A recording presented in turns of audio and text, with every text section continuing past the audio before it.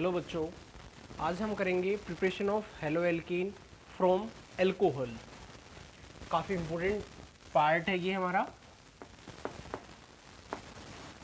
और यहाँ से काफ़ी बार प्रॉब्लम पूछी जाती है फ्रॉम एल्कोहल।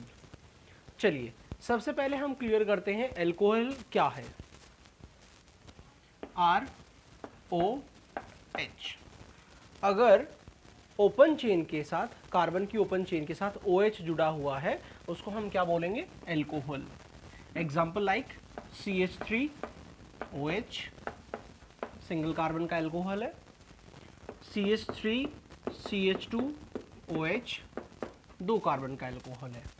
ये आपको पता होना चाहिए, 10th स्टैंडर्ड से हम इस चीज़ को पढ़ते आ रहे हैं। चलिए अब हम बात करते हैं एल्कोहल से हेलो एल्कीन कैसे प्रिपेयर किया जाता है।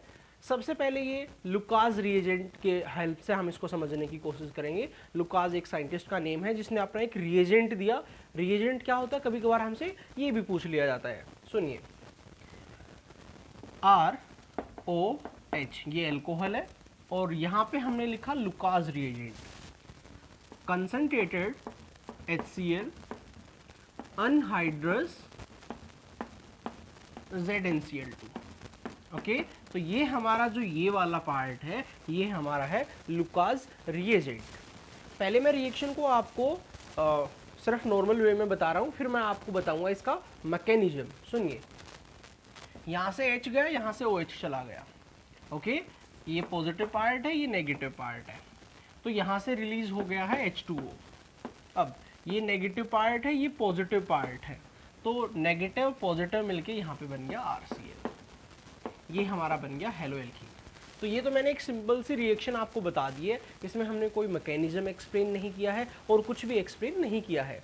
अगर आप रिएक्शन को केवल क्रैम कर लेते हैं तो कॉम्पिटिटिव की प्रॉब्लम कभी भी नहीं कर पाएंगे, इसीलिए हमें मैकेनिज्म को समझना जरूरी है। अगर आपको ऑर्गेनिक की समझ बढ़ानी है, ऑर्गेनिक केमिस्ट्री क्या होती है, कैसे रिएक्शन होती है, आपको मैकेनिज्म पे फोकस जरूर करना है।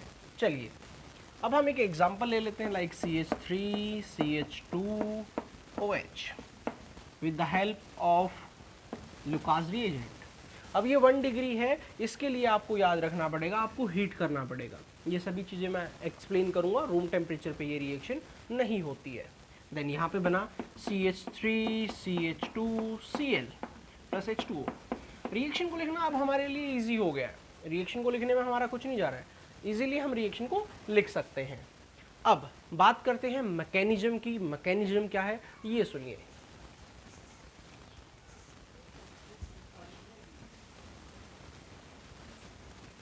यहाँ पे हमारा है CH3CH2OH और यहाँ पे आपका है कंसंट्रेटेड HCl और ZnCl2। देखिए क्या होता है इसमें, यहाँ पे ये जो OH है ये एज ए न्यूक्लियोफाइल एक्ट करता है, यहाँ पे इलेक्ट्रॉन है। अब ये यहाँ पे इसको इलेक्ट्रॉन डोनेट करता है। अब ये बनता है CH3CH2OH2 पॉजिटिव, क्योंकि अगर ये अपना पेयर इसको देगा तो ये अपना चार्ज इसको देगा। ओके, यहाँ पे लेन देन चल रहा है, इसने इसको अपना लोन पेयर दिया और इसने अपना चार्ज इसको दे दिया है। अब ऑक्सीजन क्या करता है, अब वो पछताता है, वो सोचता है यार ये गलत हुआ, ऐसा नहीं होना चाहिए था, क्योंकि मैंने इलेक्ट्रॉन दे तो दिए बट मेरे ऊपर क्या आ गया, पॉजिटिव चार्ज। ऑक्सीजन हमेशा ऐसा ही करता है, बाद में पछताता है। क्यों? क्योंकि उसके ऊपर पॉजिटिव आ गया। और ऑक्सीजन हाईली इलेक्ट्रोनेगेटिव है, सेकंड हाईएस्ट है ये हमारा, 3.5 होती है इसकी इलेक्ट्रोनेगेटिविटी। तो अब ये सोच रहा है कि अब मैं क्या करूं, अब मैं हाईली अनस्टेबल हो चुका हूं, हाईली अनस्टेबल। अब ये चाहता है स्टेबिलिटी। अब स्टेबिलिटी पाने के लिए इसको अपना पेयर वापस चाहिए। अब इसने क्या सोचा कि मैं H से लूं या C से लूं, तो यहाँ पे Cl नेगेटिव ये भी हेल्प करेगा रिएक्शन में। Cl नेगेटिव बोल रहा है कि एक काम करो, यहाँ से इस पेयर को ले लो, ये वाला जो पेयर है, क्योंकि कार्बन की हेल्प मैं कर दूंगा। तो यहाँ पे अगर आप ऐसे मैकेनिज्म को इस तरीके से समझेंगे बोल बोल के कि आपस में रिएजेंट की बात हो रही है, तो आप काफ़ी अच्छे से चीज़ों को क्लियर कर पाएंगे। तो यहाँ पे बन गया है CH3 CH2 पॉजिटिव। तो पॉजिटिव कहाँ पे आ गया है? कार्बन पे। देखिए पहले पॉजिटिव था हाइड्रोजन पे, हाइड्रोजन से आया ऑक्सीजन पे, अब ऑक्सीजन पेयर लेके चला गया तो कहाँ पे आया? कार्बन पे। अब इंटरमीडिएट क्या है? कार्बोकेटाइन। रीअरेंजमेंट भी यहाँ पे हो सकती है। चलिए इसके बाद क्या है, हम बात करते हैं जो Cl नेगेटिव है ये वाला। अब ये जो Cl नेगेटिव था ये इस पे अटैक करेगा और आपका बन जाएगा CH3 CH2 Cl। ये हमें बनाना था। तो हमारे मैकेनिज्म में क्या क्या हुआ आपको समझ में आ गया होगा आई होप। यहाँ पे हुआ इसका प्रोटोनेशन, उसके बाद हुआ अनस्टेबल, अनस्टेबल होने की वजह से वो बॉन्ड लेके चला गया है। उसके बाद इसको स्टेबल करने के लिए Cl नेगेटिव मीन्स न्यूक्लियोफाइल ने उस पर अटैक किया और ये हमारा यहाँ पे प्रोडक्ट बन गया है। ओके, तो ये चीज़ आपको समझ में आनी चाहिए।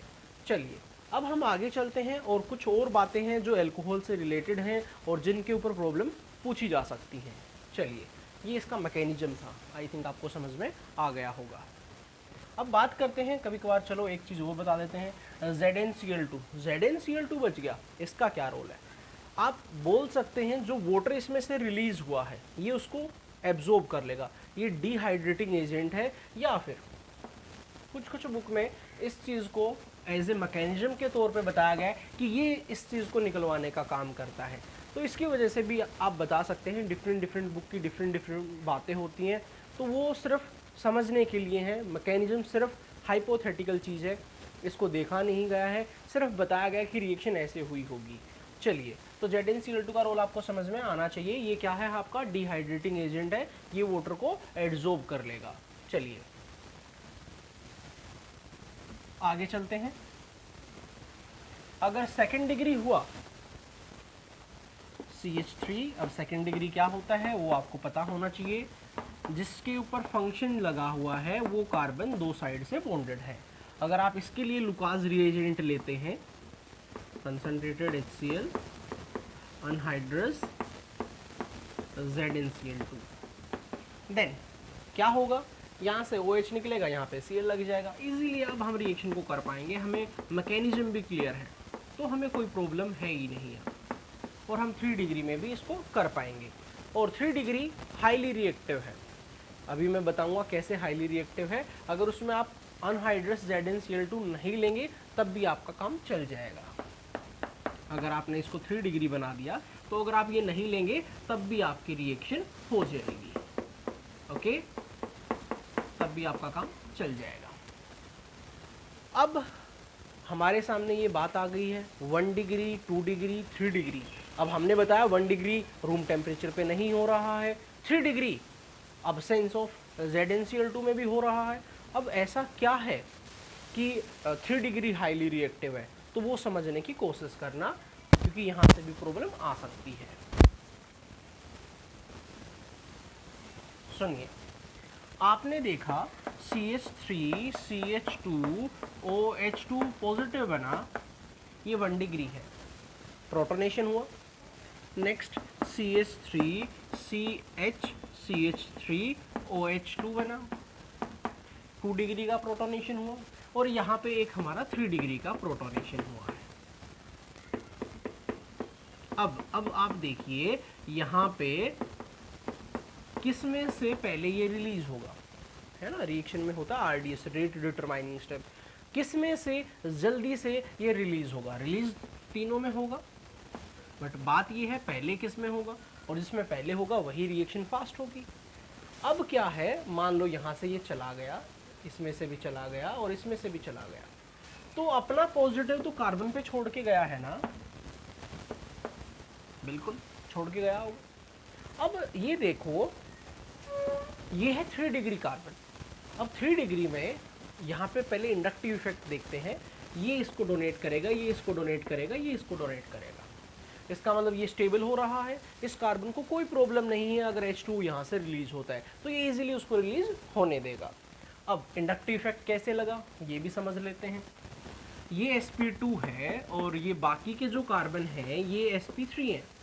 अब वो आपको हाइब्रिडाइजेशन क्लियर होनी चाहिए, मैं बता चुका हूँ। इसके 3 सिग्मा है इसीलिए sp2 है, यहाँ पे 4 सिग्मा है इसीलिए sp3 है, और sp2 में s कैरेक्टर होता है 33%, यहाँ पे 33% s कैरेक्टर है, यहाँ पे 25% है, और जिसमें s कैरेक्टर ज़्यादा होता है उसकी इलेक्ट्रोनेगेटिविटी ज़्यादा होती है।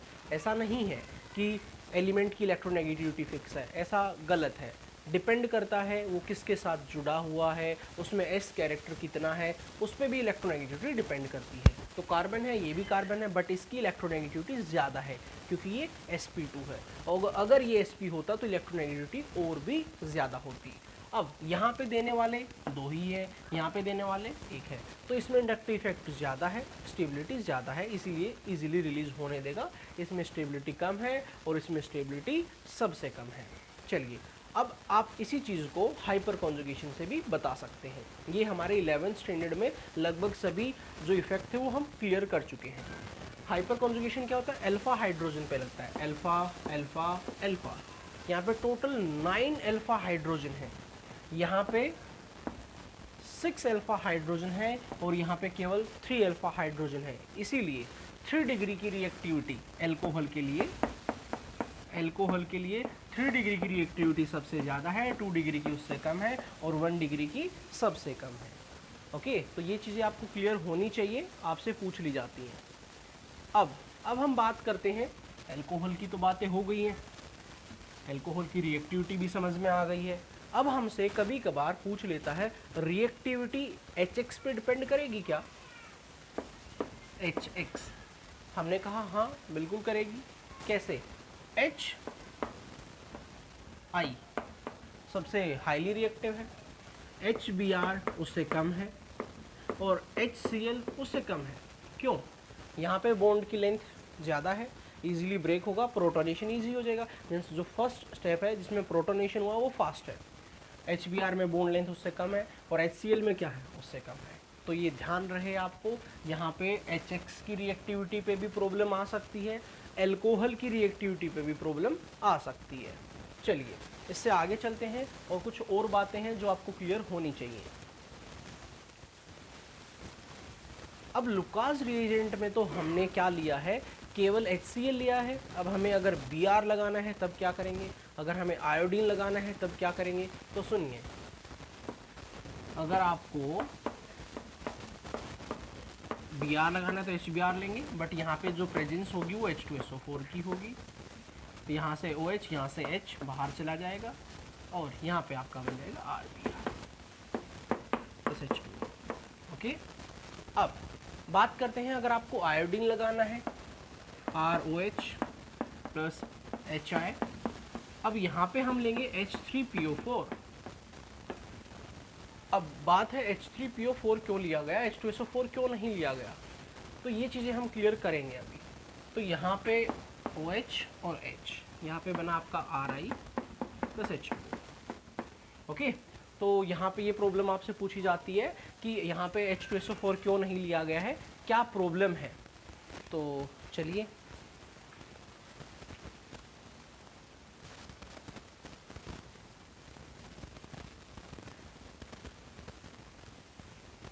तो पहले तो मैं H2SO4 की आपको बता देता हूँ। H2SO4 1 डिग्री के लिए यूज़ होता है, 2 डिग्री और 3 डिग्री के लिए हम इसको यूज़ नहीं करते हैं। क्यों?